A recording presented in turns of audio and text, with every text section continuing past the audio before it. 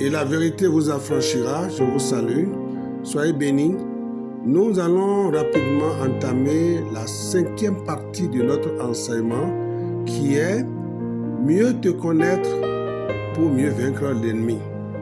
Et nous avons déjà eu à parler en 4 parties et dans chacune des parties que nous avons entamées, nous avons déjà expliqué ce qui est nécessaire, ce qui est essentiel, c'est de se connaître. Il faut savoir que nous sommes des êtres humains,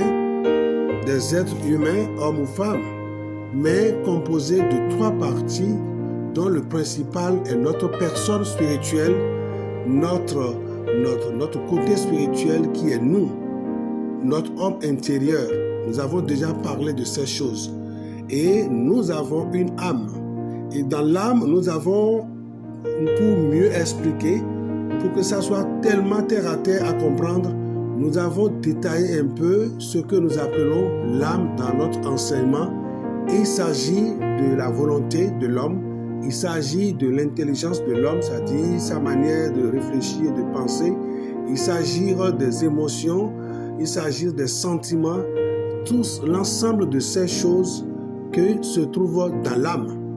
Et nous avons eu à dire que l'esprit et l'âme sont 2 choses différentes. Et le corps aussi est différent de l'âme.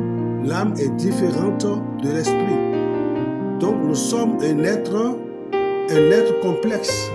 L'être humain est un être complexe.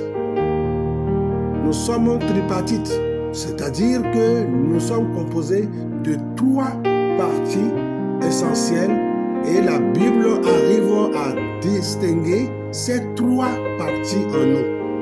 La Bible a été claire dans l'évangile, dans la lettre de Paul, la première lettre de Paul aux Thessaloniciens. Ça a été bien distingué dans la prière finale de Paul. Dans sa première lettre aux Thessaloniciens, il a bien prié, il a bien béni les Thessaloniciens en demandant à ce que Dieu sanctifie et bénit l'esprit, l'âme et le corps. Et le deuxième passage qui nous a permis de comprendre que même si c'est difficile pour nous de distinguer l'âme de l'esprit et l'esprit du corps, ce n'est pas difficile pour la parole de Dieu de nous aider à comprendre que c'est 3 choses différentes. Nous avons déjà parlé de ces choses. Et nous avons aussi eu à souligner que l'ennemi, quand il vient nous attaquer, c'est le côté où nous avons de la faiblesse en nous. Et notre esprit qui est régénéré, c'est l'esprit qui est ressuscité avec Christ, notre personne spirituelle n'est pas soumise à la faiblesse. Notre personne, notre personnalité, la personne que nous sommes, l'homme intérieur que l'apôtre Paul appelle l'homme intérieur, j'ai déjà expliqué cela avec l'écriture à l'appui dans 1 Corinthiens chapitre 4 verset 16, que notre homme intérieur, il s'agit de notre cœur, il s'agit de notre esprit. Et la Bible dit, par la bouche de l'apôtre Paul, que l'homme intérieur se renouvelle au jour le jour. Pendant ce temps, l'homme extérieur, il s'agit de notre corps, il se détruit peu à peu. Et j'ai eu à expliquer que du fait que nous prenons de l'âge, au fur et à mesure que nous prenons de l'âge, que nous constatons que l'homme extérieur, c'est-à-dire notre corps, prend de la vieillesse. Il est frappé par la vieillesse. La peau commence par changer, les cheveux commencent par changer, notre manière de voir très loin commence par prendre de coups, on ne peut plus voir de loin, on a des problèmes des yeux, etc., etc. Et celui-là qui a vu notre jeunesse, nous a vu dans un corps jeune, mais à force de prendre de l'âge, on constate, tout le monde visiblement constate que nous sommes en train de prendre de l'âge et l'homme extérieur qui est le corps est en train de vieillir petit à petit. Vous êtes d'accord avec moi? Donc l'homme extérieur, d'après l'apôtre Paul et d'après la parole de Dieu, c'est le corps qui vieillit, qui prend le coup, qui tombe malade. Mais l'homme Le cœur, il y a plusieurs noms qui désignent notre homme intérieur. On l'appelle l'homme intérieur, on appelle aussi le cœur, on l'appelle l'esprit humain. Donc ce côté, par la grâce de Dieu, au fur et à mesure que nous sommes attachés à Dieu, nous prions, nous marchons avec Dieu, nous sommes dans la vérité, nous sommes forts. Christ est venu ressusciter notre personne morte, spirituellement morte, et nous sommes maintenant en contact avec Dieu. Là, il n'y a pas de problème là. C'est là où la nouvelle naissance a eu lieu.